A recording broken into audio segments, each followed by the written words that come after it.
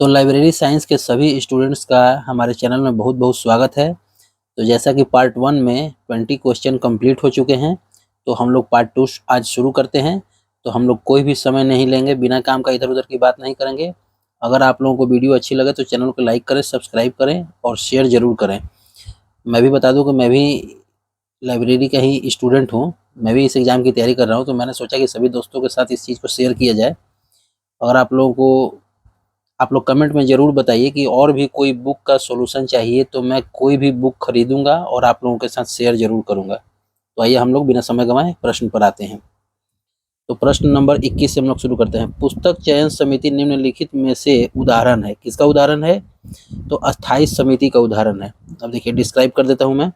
विश्वविद्यालय पुस्तकालयों में ग्रंथ चयन अस्थायी समिति के द्वारा किया जाता है। ग्रंथ का चयन किया जाता है किसके द्वारा? अस्थायी चयन के द्वारा किया जाता है। ग्रंथ चयन के दो कारक हैं। क्या है? ड्रूरी के अनुसार पुस्तक चयन ड्रूरी ने 1930 में ALA द्वारा प्रकाशित अपनी पुस्तक बुक सिलेक्शन में अपने सिद्धांतों का वर्णन किया है। इसमें इतना ही विशेष है पढ़ने वाला। तो हम लोग अब प्रश्न नंबर 22 पर आते हैं। परामर्शदात्री समिति का गठन कब हुआ था? तो यह हुआ था 1957 में, ऑप्शन डी। अब आइए यहाँ से मेन पढ़ लेते हैं हम लोग। डॉक्टर रंगनाथन द्वारा पुस्तकालय विकास योजना का 30 वर्षीय कार्यक्रम तैयार किया गया था, जिसके 1950 में एक पुस्तक के रूप में प्रकाशित किया गया। ठीक है, अब मेन जो मैंने हेडलाइन किया है उसको पढ़ते हैं। भारत सरकार ने सार्वजनिक पुस्तकालयों की स्थिति को जानने और विकास के लिए योजनाएं बनाने के लिए एक समिति डॉक्टर AP सिन्हा की अध्यक्षता में सन 1957 में गठित की। परामर्शदात्री समिति को सिन्हा समिति के नाम से भी जाना जाता है। प्रश्न में पूछ देगा कि परामर्शदात्री समिति को और किस नाम से जानते हैं? तो सिन्हा समिति के नाम से भी जानते हैं। इस समिति ने अपनी रिपोर्ट 12 नवंबर 1958 को प्रस्तुत की। पूछ देगा कि परामर्शदात्री समिति ने अपनी रिपोर्ट कब प्रस्तुत की? तो 12 नवंबर 1958 को प्रस्तुत की। अब हम लोग प्रश्न नंबर 23 पर आते हैं। Perry committee in Great Britain was set up for. अब हिंदी में देख लें। ग्रेट ब्रिटेन में पेरी समिति स्थापित की गई थी। तो कब स्थापित की गई थी? तो आइए हम लोग सीधे डिस्क्रिप्शन पे आते हैं, डिस्क्राइब करके अच्छे से हम लोग समझेंगे।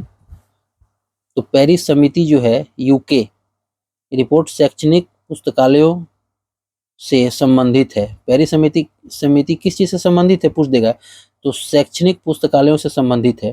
पेरिस समिति का दूसरा नाम UGC कमेटी है, विश्वविद्यालय अनुदान समिति UK है। इसके अनुसार किसी विश्वविद्यालय की कार्य क्षमता तथा प्रकृति पुस्तकालयों के रख रखाव के आधार पर मापी जाती है।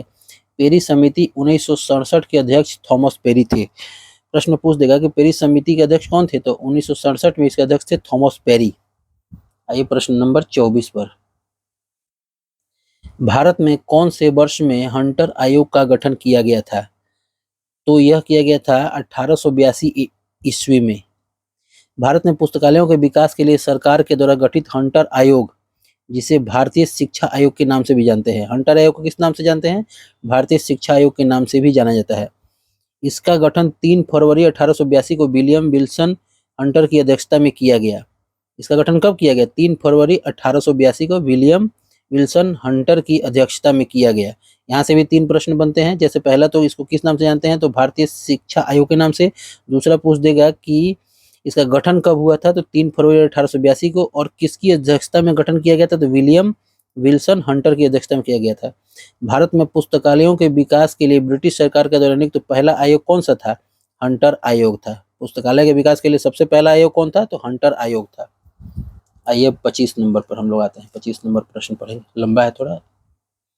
योजना समिति द्वारा गठित पुस्तकालयों का कार्यकारी समूह 1964 ईस्वी के अध्यक्ष का नाम क्या था? तो यह नाम था KP सिन्हा। पुस्तकालयों के लिए सरकार समिति की नियुक्ति सलाहकार समिति की नियुक्ति 1957 में भारत सरकार के द्वारा गठित की गई, जिसके अध्यक्ष KP सिन्हा थे। सलाहकार पुस्तकालयों के लिए एक सलाहकार समिति गठित की गई थी। कब की गई थी? 1957 में, जिसके अध्यक्ष थे KP सिन्हा।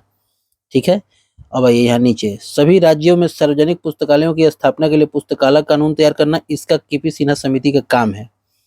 अब आइए यहाँ पे, राज्य और केंद्र सरकार ने उन राज्यों की सरकारों को एक मॉडल पब्लिक लाइब्रेरी बिल भेजा, जिसने कोई भी पुस्तकालय कानून नहीं अपनाया था। तो 1964 में योजना आयोग के द्वारा पुस्तकालयों पर एक कार्यकारी समूह नियुक्त किया गया, जिसकी सिफारिशें निम्न थी। 5वीं पंचवर्षीय योजना के अंत तक ब्लॉक मुख्यालय पर और 5,000 की आबादी वाले प्रत्येक गांव में पुस्तकालयों की स्थापना, जो कि अशिक्षा को मिटाने, प्रौढ़ शिक्षा के कार्यक्रम को प्रोत्साहित करना है। अब आइए 26 नंबर प्रश्न पे हम लोग आते हैं सीधे। भारत सरकार के द्वारा पुस्तकालयों के लिए नियुक्त परामर्श समिति को जाना जाता है। परामर्श समिति को हम लोग क्या जानते हैं, एक और एडवाइजरी, इसी को हम लोग अंग्रेजी में कहेंगे एडवाइजरी कमेटी, परामर्श समिति को कहते हैं।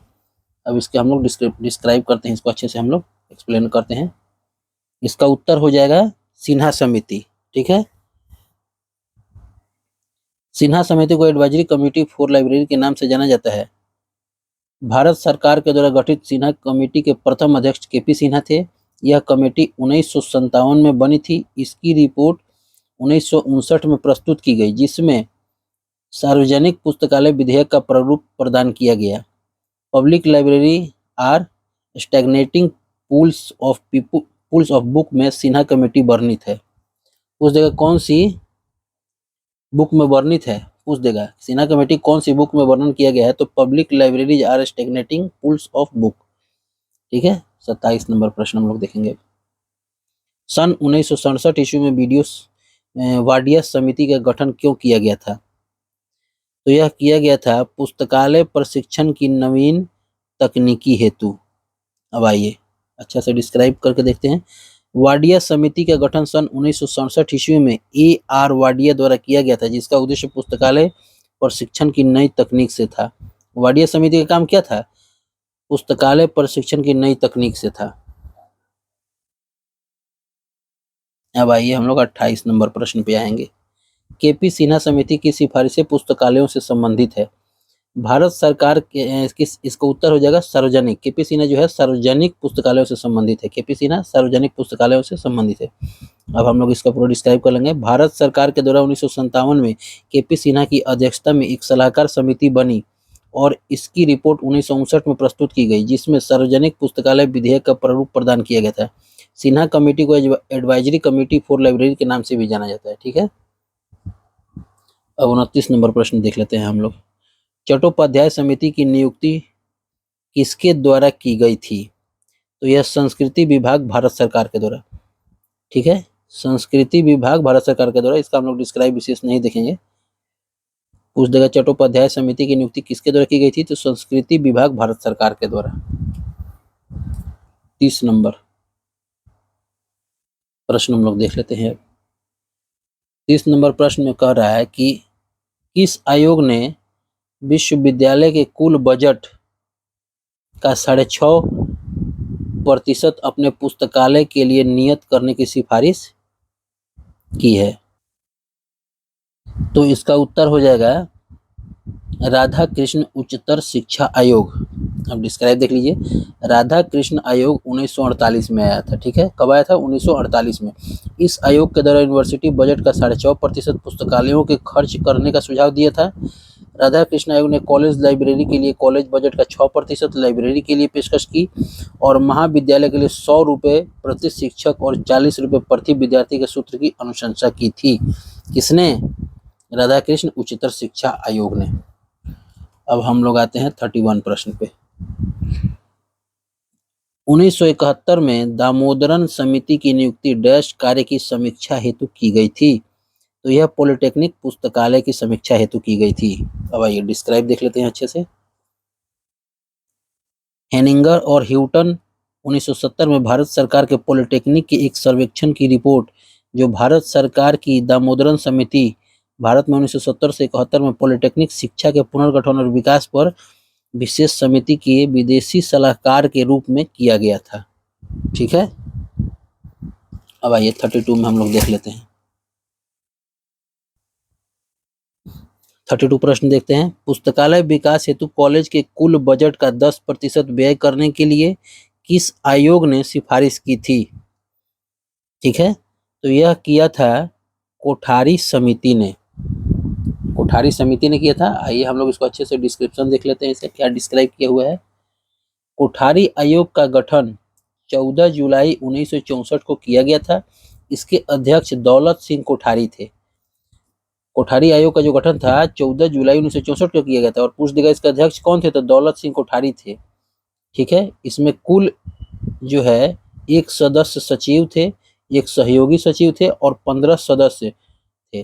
कुल जो है 17 सदस्यों से आयोग बना था। कोठारी आयोग ने शिक्षा बजट का 4.5 से 10% पुस्तकालयों के खर्च के लिए सुझाव दिया था, या 25 रुपये प्रति छात्र या 300 रुपये प्रति शिक्षक के सूत्र की अनुशंसा की थी। या किसने की थी? कोठारी आयोग ने।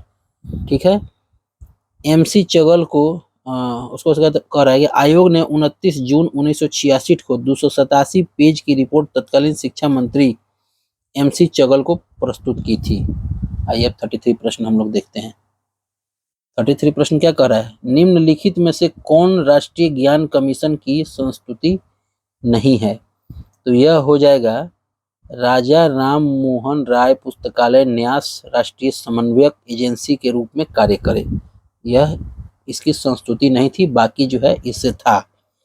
जैसे कि ग्रंथालयों की राष्ट्रीय परिगणना को तैयार करना, ग्रंथालय प्रबंधन में अधिकाधिक सामुदायिक सहभागिता को प्रोत्साहित करना, और था ये प्राइवेट संग्रहों को का दान एवं अनुरक्षण सुविधा परख करना। इसका भी डिस्क्राइब हम लोग देख लेते हैं। राजा राम मोहन राय पुस्तकालय न्यास राष्ट्रीय समन्वयक एजेंसी के रूप में कार्य करता है, जो राष्ट्रीय ज्ञान कमीशन की संस्तुति नहीं है। ठीक है, जबकि ग्रंथालयों की राष्ट्रीय परिगणना को तैयार करना, ग्रंथालय प्रबंधन में अधिकाधिक सामुदायिक सहभागिता को प्रोत्साहित करना और प्राइवेट संग्रहों का दान और अनुरक्षण सुविधा परख करना, ये सभी राष्ट्रीय ज्ञान कमीशन की संस्तुति है। NKC को संविधान पर 3 जून 2005 में प्रधानमंत्री डॉक्टर मनमोहन सिंह के द्वारा प्रतिपादित किया गया। इसके प्रथम एग्जीक्यूटिव कार्यकारी अधिकारी सैम पित्रोदा थे। ठीक है, आइए दोस्तों, छात्रों, जो भी है आप लोग, जो आप लोगों को अच्छा लगे। 34 प्रश्न पे आते हैं हम लोग। पेरिस समिति UK का गठन किसको सलाह देने के लिए हुआ था? ठीक है, तो यह विश्वविद्यालय पुस्तकालय को सलाह देने के लिए किया गया था। इसका भाई डिस्क्राइब। विश्वविद्यालय पुस्तकालय को सलाह देने के लिए पेरिस समिति का गठन किया गया। इसका गठन सन 1979 में किया गया था। इसे committee on university library Perry committee कहते हैं। ठीक है, 35 प्रश्न हम लोग देखेंगे। 35 प्रश्न में कह रहा है कि किस समिति आयोग ने यह अनुशंसा की कि इंपीरियल पुस्तकालय को कॉपीराइट पुस्तकालय के रूप में निर्दिष्ट किया जा सकता है? तो आइए हम लोग उत्तर देख लेते हैं। इसका उत्तर हो जाएगा फैजी कमीशन 1939। फैजी कमीशन 1939 में यह अनुशंसा की कि इंपीरियल पुस्तकालय को कॉपीराइट पुस्तकालय के रूप में निर्दिष्ट किया जा सकता है। 36 प्रश्न हम लोग देखेंगे अब। 36 प्रश्न में कह रहा है कि निम्नलिखित समितियों को उनके प्रारंभ होने के वर्ष के क्रम में व्यवस्थित कीजिए। ऐसी समितियां जो उनके प्रारंभ होने के वर्ष के रूप में व्यवस्थित कीजिए। तो डायरेक्ट हम लोग आंसर पे आते हैं। देखिए हम लोग अब इसमें आते हैं जो डिस्क्राइब किया गया है। तो पुस्तकालय समिति 1957 में था, जिसका काम था ग्रंथालय विज्ञान से संबंधित है। पर पुनरीक्षा समिति 1961 में आया था, इसका विश्वविद्यालय से संबंधित है। पुस्तकालयों के लिए राष्ट्रीय नेटवर्क सिस्टम पर समिति 1988 में आई थी, इसका काम था पुस्तकालय और सूचना सेवा पर पाठ्यक्रम विकास समिति। ठीक है, कौला कमेटी 1993 में आया था। अब आइए 37 प्रश्न हम लोग देखेंगे। अगर कहीं कोई त्रुटि होती है तो आप लोग कमेंट में जरूर बताएं, उसको मैं सुधार करूंगा। किस शिक्षा आयोग ने व्यक्त किया था कि किसी भी संवर्धनशील संस्था के लिए इसे ज़्यादा नुकसानदायक नहीं हो सकता है कि वह अपने ग्रंथालय की उपेक्षा अथवा उसे कम प्राथमिकता दे? तो यह था कोठारी शिक्षा आयोग ने। कोठारी शिक्षा आयोग के तहत था कि मतलब अपने ग्रंथालय को कम महत्व दे रहा है। आइए इसका हम लोग अब डिस्क्राइब देख लेते हैं। कोठारी शिक्षा आयोग ने व्यक्त किया था कि किसी भी संवर्धनशील संस्था के लिए इससे ज़्यादा नुकसानदायक नहीं हो सकता है कि वह अपने ग्रंथालय की उपेक्षा अथवा उसे कम प्राथमिकता दे। ठीक है, कोठारी या नेशनल एजुकेशन कमीशन की स्थापना 14 जुलाई 1964 से 66 में किया गया था। Radha Krishnan university education commission की स्थापना 1948 से 49 में किया गया था।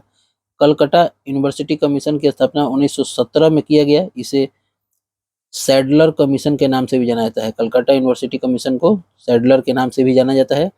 और मुडालियर कमीशन ऑन सेकेंडरी एजुकेशन की स्थापना 1952 से 53 में हुआ। इसे मुदालियर आयोग या माध्यमिक शिक्षा आयोग कहते हैं। ठीक है, अब आइए हम लोग 38 प्रश्न पे आते हैं। इसमें मिलान करना है।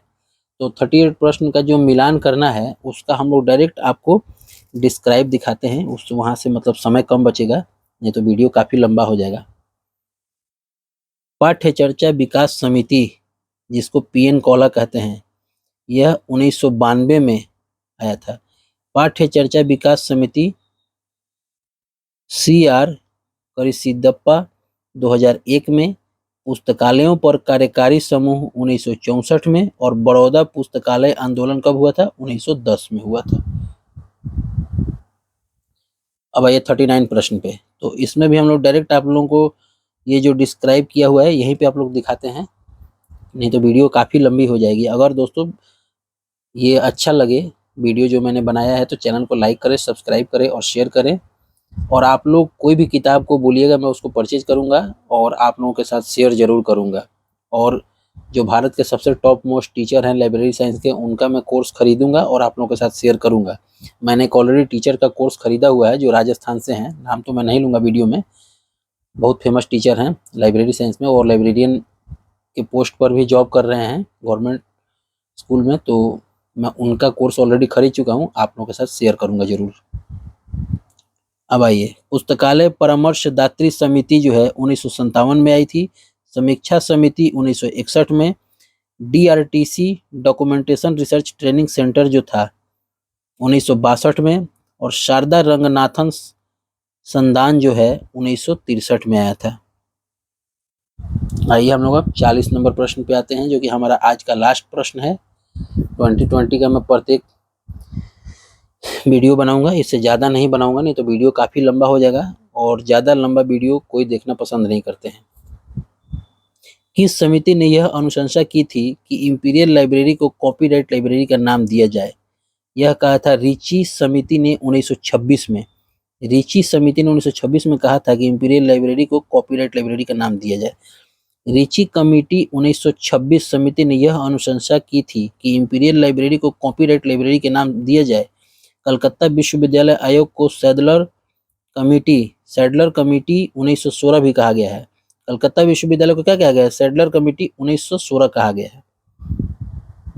ठीक है, तो आज का हम लोग का यह प्रश्न जो है 40 हो गया, 20-20 का सेट चल रहा है। तो आप लोगों को वीडियो अच्छा लगे तो चैनल को लाइक करें, सब्सक्राइब करें और शेयर जरूर करें। थैंक यू दोस्तों।